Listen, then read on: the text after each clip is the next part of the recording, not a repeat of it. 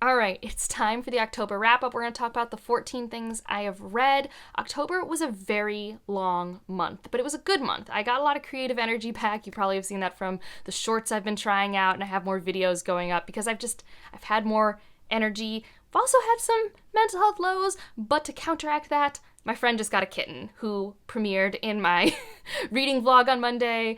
I love Tony. I love Tony so much. But, so I guess just to be clear, I think I make it clear in the vlog and everything, he's not my cat. I love him, but he's not my cat. I'm like his aunt, sort of thing. Anyways, so we're going to get into this wrap up. It was a very long month. Putting this list together, I was like, what? I read that? No. But I did. Apparently, I lost track of time, and we're going to have 3 categories today, and the first one is going to be spooky books, and I'm going to talk about them in order of least scary to most scary for me. So not necessarily least favorite to most favorite, as you'll see with the star ratings as we go. And so the first one I'll talk about I actually read in that Halloween vlog I just mentioned, and that is Through the Woods. So this is really cool and really well crafted. I just think that for me, as a short story consumer, some of these were a bit too abrupt and short. I actually don't think I mind an abrupt ending in the horror space if I've had enough time to stew and become invested in the story. And I think for these stories, the last 2 were the most effective for me. The imagery in the last story in particular is quite chilling for me. That was something. But I would say like the first 3, they didn't really leave in an abrupt way that left me concerned or disturbed or having questions, whereas the last 2 did, and I think that was just enough time for me to be in the space. But it was really good. I do recommend it to anyone who's been curious about the collection. It's just, a matter of what scares who and all that stuff.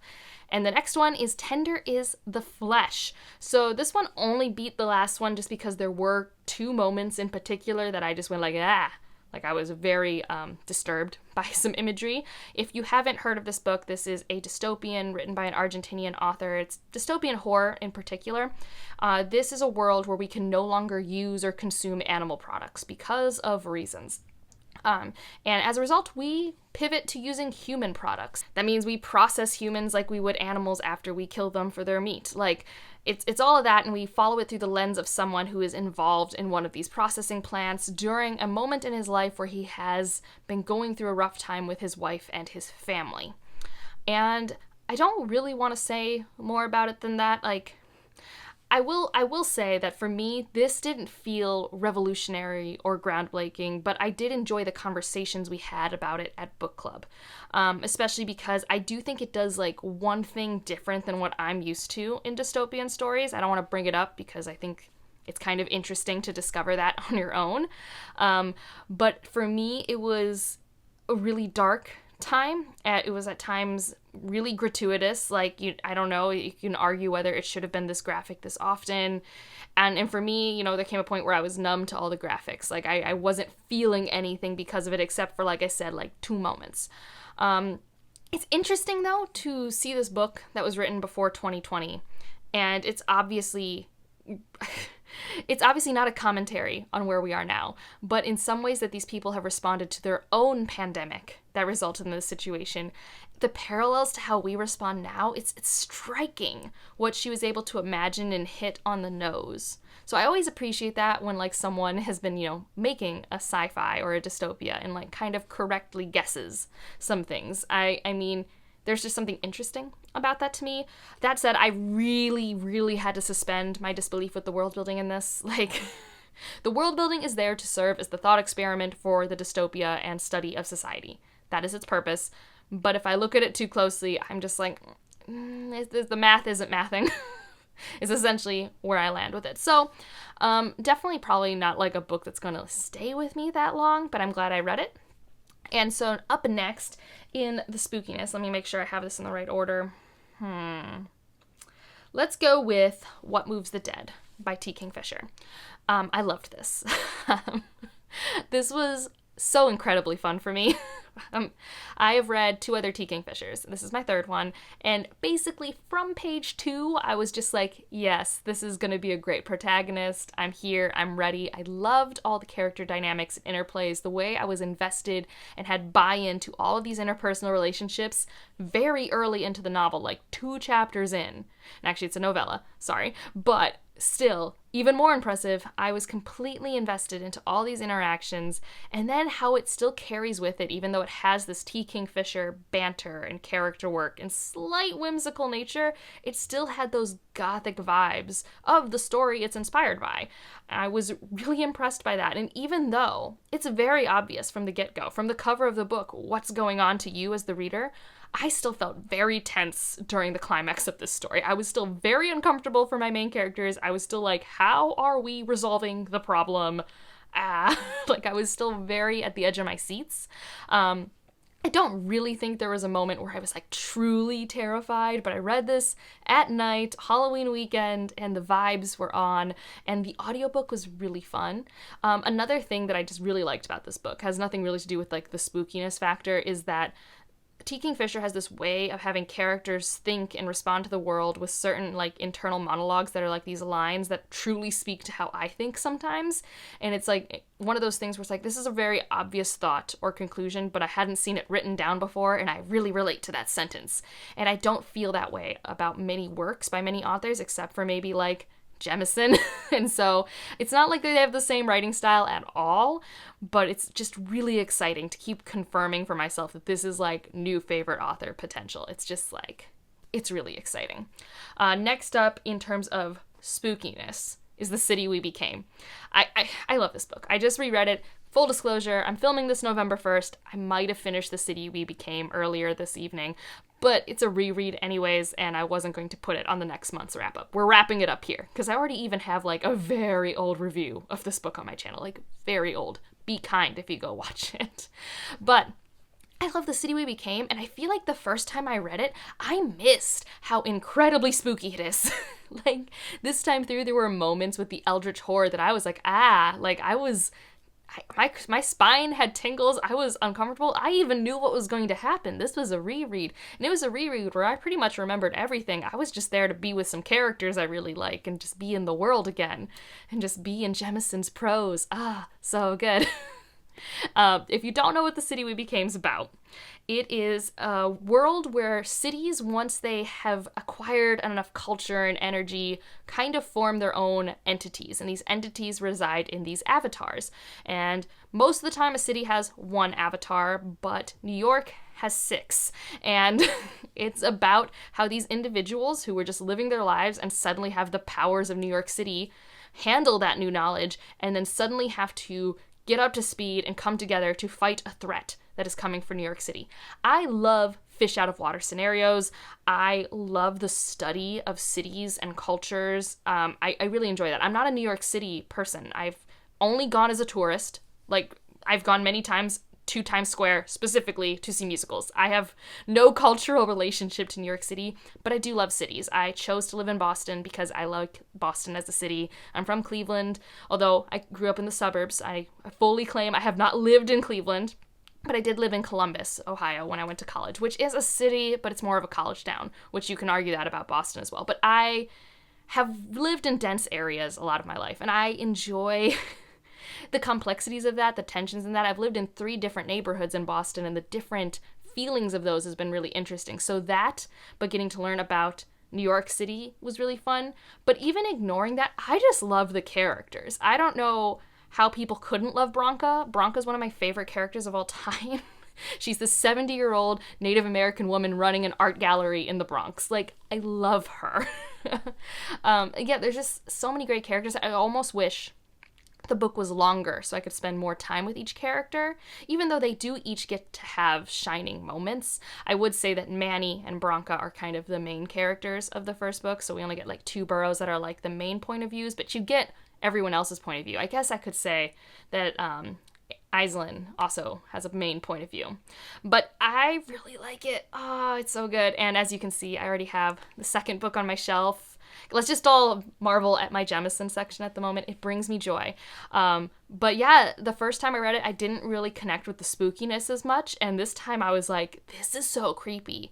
And like the way Jemisin sets the stage or ends a chapter, I'm just like, ugh. And I wanted to listen to the audiobook this time, but I couldn't get it. But I have to imagine that's even better with the audiobook. And I will say, full disclosure, audiobook is probably why this book I'm bringing up is the top of the spookiness chart for me. It's not my favorite book of the month by any means, but the Hacienda. I had to stop myself from reading this at night. And I'm not even saying that it's like super scary. Like, I truly just have an overactive imagination at night, and this is like a haunted house gothic story. And there was some imagery, there was some tension, there was some action that definitely was like, oh, nope, we cannot read that before bed anymore. Because otherwise I'm going to start hearing things, I'm going to start seeing things. That's a no. And this is great. But I do think the audiobook was part of that experience. This is about Beatriz, who marries this man to basically become the woman of his hacienda, because she needs to have a solid, stable, secure place in life for herself and for her mother. When she shows up, spoiler alert, because it's a gothic, the house might not be what she expected. And of course, this mysterious man she marries has to be away for a while. He can't like be around. So she's left to deal with these new people who don't really know her and this house. So she's very isolated. And as she's trying to figure out this house, she seeks the help of this priest, Father Andres. And I love Andres, first of all. He's amazing. And they kind of have to team up and figure things out. And I love the forced team up. I love their chemistry in every way. And I also love how both of these characters have very complex relationships with what it means to be Mexican in this time period. Post the Mexican Revolution, when they have their indigenous roots and heritage, the colorism that's on page, like the fact that they are multiracial like Mexican characters, I think is really wonderful. I say that as someone who is multiracial, like Latine, like that's just how I feel. I really love getting to see that. But also, I loved their chemistry. I love that Beatriz felt like a woman of this time, but also had enough agency and perseverance and survival skills that she was really fun to follow, but it wasn't something that felt like this should be written in, 1980 instead of, 1860. And Andres, I really liked him. I also think the voice narrators not only made this spooky, but it made them sound sexy. And I think Gothic is supposed to be sexy. I think that's also a factor. So I think I had the exact experience you're supposed to have reading this book, essentially. And there were just moments that were chilling, and the audiobook just made it chilling. So those are all the spooky reads. Kind of, I guess, if we're, if that's the horror movies section. Now we're going to go into basically action movies. Yeah, I know. Where's my brain at? So we're going to start with most likely to become an action movie to it's already a movie. So least likely to become a movie. Yeah. Okay, here we go. It's Chilling Effect. This is already a video game, but it's not a movie. But it's definitely one of those action adventure stories, and it definitely pulls from a lot of TV show and sci-fi space. This is a story of a woman whose sister gets captured by this nefarious organization and now needs to use her ragtag group on her spaceship to do these dangerous tasks so she can save her sister. There are psychic cats on her ship. It's a very Firefly energy, extremely. And I have only just started playing Mass Effect, but it has a lot of Mass Effect energy. This was just fun. It was really well-paced, kind of episodic chapters with an overarching plot. There's a really fun romance that gets developed. I loved all the side characters. This was just the exact weight of adventure sci-fi that I wanted at the time. It's just fun. It's just popcorn fun. So I highly recommend it, especially if you've just been looking for a consumable, fun, quick, action-packed sci-fi, you gotta pick it up. This next one, I do have a series review because it's the third book in a series, and that's State Tectonics. This one isn't a movie. This book in particular itself wouldn't become a movie, but it's not that far off from Mission Impossible or other, spy movies that we have out there. And so this is a world where we have micro-democracies. Every 100,000 people gets to vote on their government. And in this third book, we've been exploring things that have gone wrong in this world through our espionage characters. And in this one, we get to use Mariam, who is really good at hacking and following computer espionage. And she's trying to figure out what's going on with situations that have kind of been left off from other books. And it's a really fascinating discussion of how often should we be revamping our government systems?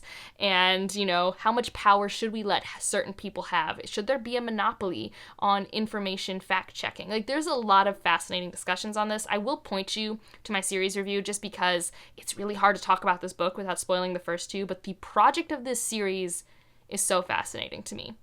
And it's a really cool blend of thoughtful world-building sci-fi with action packs by espionage. Like, it's very, very fun, those two together. As I say in that review video, though, the weakest part for me is still the character work, but I feel like its pros of the themes and the world building kind of outweigh that for me. It was worth not having my perfect character experience to get the other stuff.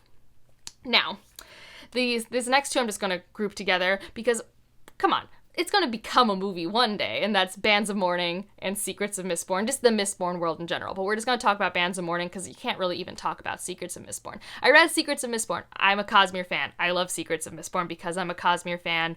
I don't have too many issues with it. I mean, I think it's one of the more fan servicey things you can do within your one epic long series. Like, I don't know how essential it is other than the Cosmere implications, you know? So, Bands of Mourning, though. This is Starrett book. So, this is the third book in Mistborn Era 2. We had a live show discussion of it. We talked about that and Secrets of Mistborn, so you can go check that out if you want all the spoiler thoughts.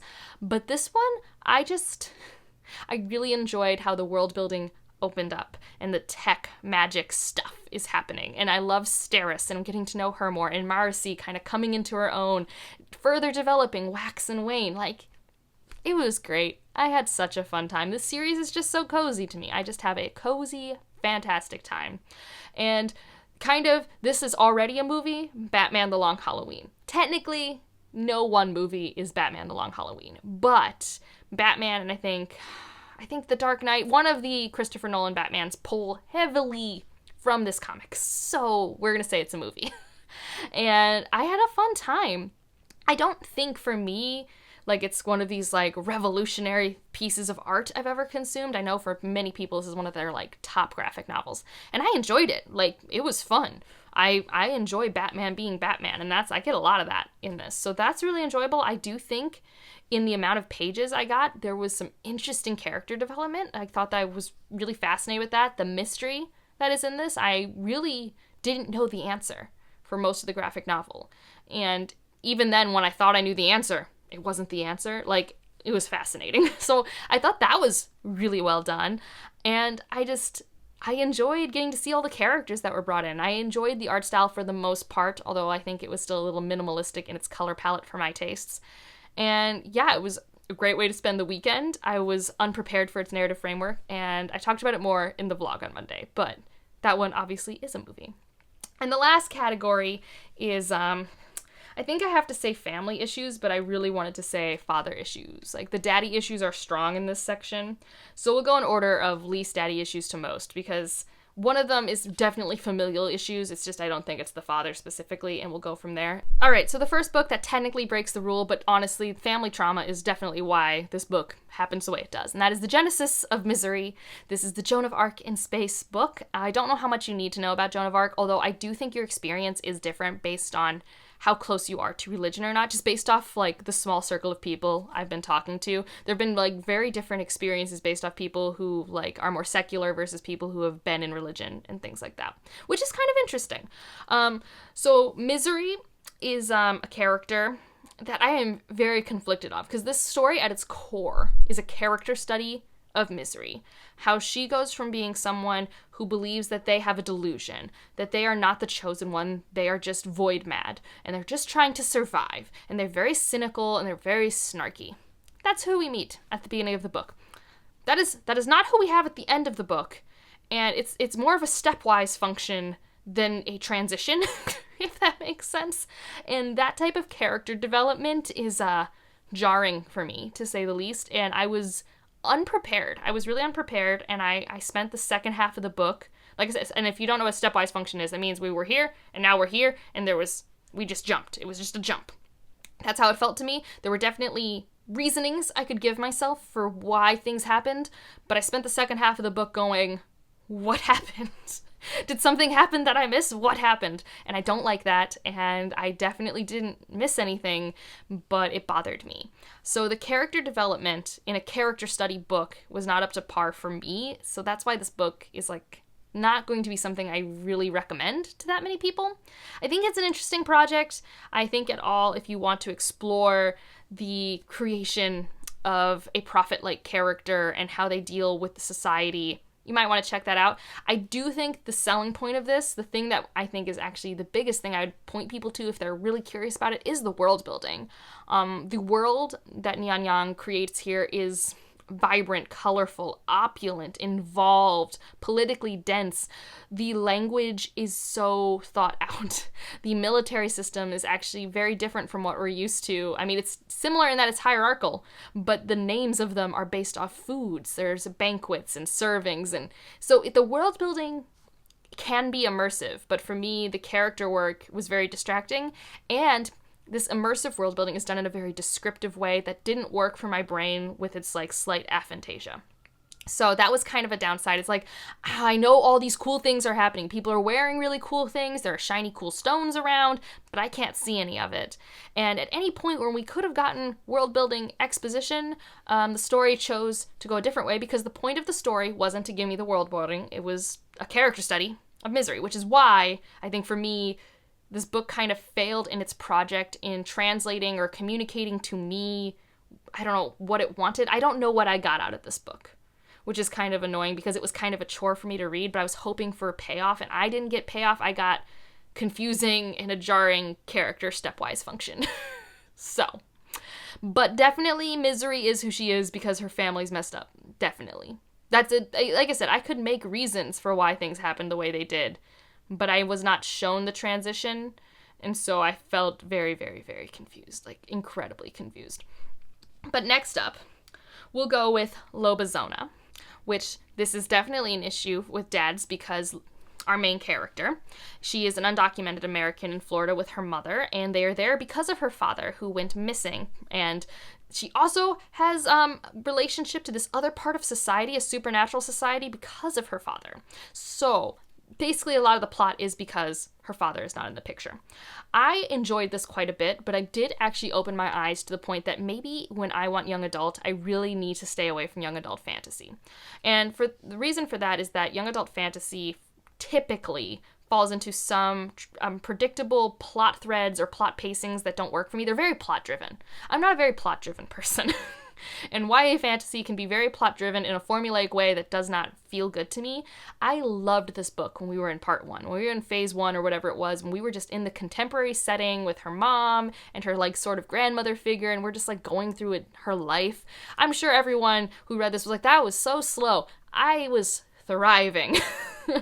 And I think the day in the life stuff is what I really like when I want a young coming-of-age story character, so I might try and pivot more to YA contemporary.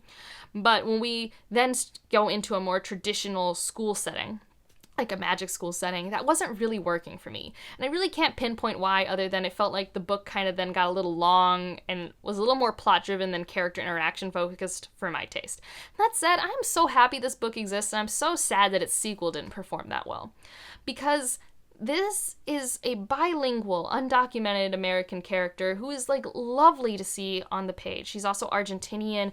The Argentinian culture laced in this is wonderful. I loved seeing a bilingual character and her thought processes. The fact that we had so many Spanish sentences in this book. I love it. I just didn't love reading it because of who I am as a reader. Like, I'm just not plot-driven. That's just not who I am. So that was kind of my problem. And I don't know if I'll pick up the sequel because I've kind of gotten what I've wanted from it. And I just know it's going to be more plot-driven. Now, the reason I might pick up the sequel is the romance, which most people's reason for avoiding YA is the romance. No, I'm here for the angst all day, every day. But I don't know if that'll happen. We'll see. I'm just bummed that it didn't get as much buzz because I think it's really well crafted. Like, I think if you like plot-driven YA fantasy, it's very good. But yeah. Next up, yeah. All right. We're going to go with Golden Fool, which I don't know what rating I've put on the screen, but Golden Fool had me on a roller coaster. So I started it, and it's kind of slow, and I'm like, man, everyone says this is the book they can't put down. It's their favorite, and the Tawny Man, and I'm like, I still don't know what's happening. We're just going. I was reading like 3 or 4 chapters, which is like 80 pages in a Robin Hobb book. I was like, I don't know what's happening. Like, I mean, I knew what was happening. It was just like, I didn't know the point of the book. I didn't know where we were going. I had no road signs. It was like, okay, we're just hanging out. We're just hanging out. We're just doing stuff. And then I just keep reading it slowly. I just keep going. And then somewhere in the middle, I, like, get really angry at Fitz. Like, so angry that I'm just like, I can't share these thoughts with the internet. I am so mad at this man. Like, potentially angrier than I was with Kyle Haven, but it felt safe to hate Kyle because Kyle was meant to be a hateable character. Fitz is meant to be a person that is redeemable and is likable, but is very flawed, and I was not vibing at all with how flawed he was being in a short period of time in the book. And I just don't think I can ever really get behind Fitz as, for me, a protagonist I'm rooting for. He's in the midst of, like, really fascinating things. He's in the lives of characters that I really care about, but him as an individual, he's the product of a lot of daddy issues. And oh my god, the generational trauma that is discussed in the book and the cyclical nature of things with Burke and chivalry and all of these things. Like, it's so there. And I know why Fitz is the way he is. He is well crafted. None of this is a complaint on the character crafting of Fitz. I understand why he is the way he is. I just find it exhausting and frustrating to be in his perspective all the time. And it's annoying because cool things are happening. And I want to know about the cool things. But I have to get to the cool things through this man who, like at this point, a lot of his problems are his own fault and his logic makes no sense. And I'm like, sir, that's not how logic works. You are just hiding from your problems. and I get that that's why he would do it. And he's frustrating. But that all said, I could not stop reading the end of the book, and nothing really happens at the end of the book. No, this whole book's a setup book. This whole book's a setup book. Important interpersonal things happen and go down, but this whole book's a setup book for the third book, and I have the third book on my Kindle. It's not currently in my November reading plans, but I don't know, maybe, because cool things are about to happen. And I'm just like, And then also, once Fitz is being a reasonable human, another character has to go and be dumb, and I'm just like, why are humans so human in Robin Hobb books? Which is a complaint, but also it's so well crafted. I don't know. Who knows? I don't know what rating I put for The Golden Fool. I had a lot of emotions, and yeah. Anyways, the last book we'll talk about is Spear Cuts Through Water by Simon Jimenez, which I still don't have a standalone review for. I know, Evie, I'm the worst. I don't know how to talk about this book. Okay, the closest comp I can give you is if you like Grace of Kings, you have to try this out. Okay, that's my simplest comp. Like, they're not the same thing, but I do think a lot of what they're both doing, if you liked Grace of Kings a fair bit, like, not if, you're like, Grace of Kings was good, but I loved Wall of Storms. No, like, if you liked Grace of Kings from the get-go, if that was, like, your shit, Spear Cuts Through Water might also be, because it has a similar kind of distant character work initially, where it's a framework of a man sitting in a dreamlike theater being told the story of his ancestors from the old country. And it's also interspersed with stories that he's told from his grandmother. And so you are that person. And then we have these two warriors who must carry this deity from one side of the country to the other during this, I think, like 5-day period. And these two individuals, one in particular, has some there's a lot of familial trauma. Yeah, a lot of generational trauma here. Yeah. So the daddy issues still hold up. I'm not going to go into details because that might reveal things. But this is a really vibrant fantasy world. You have these talking psychic turtles. You have a lot of creatures that can change their shape. The magic in this world is so low magic and so majestic and fantastical and epic. Because of that, the story itself is told in this epic way, and by the end, my heart is just like aching for moments I know have to happen. Oh, it's a project that I've never seen anything like it.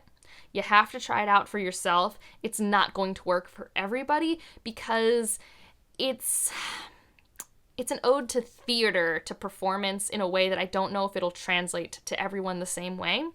And that's no fault of the reader or the book. It's just, this is the project it is, and it's not a commercial project. Like, this is not your standard, traditionally public epic fantasy. It has a lot of those tropes. It has a lot of those things, but it's not traditional. It's not what we expect in terms of pacing and payoff and character perspective and anything like that. But it's a work of art, And that is the best way I can go about trying to sell that to people. I was at least right that Tammy is currently having a good time with it. So I can hope that carries on. But in terms of predicting who this book will and won't work for, I don't have a good metric, but it's, if you have been like, everything in fantasy is the same, oh my god, I'm so tired. No, it's not all the same, but also, here you go. This is completely different from everything else. So that's it for this long video. I definitely was apparently feeling rambly today. If you want to leave an emoji, oh, I don't know. Leave, what was my favorite book of the month that wasn't a reread? These are very, very good questions. Did I not have any new 5-star reads? Well, What Moves the Dead was close, so let's have a fungus. Yeah. And like if you liked it, subscribe if you want to, and I'll see you in the next one. Bye.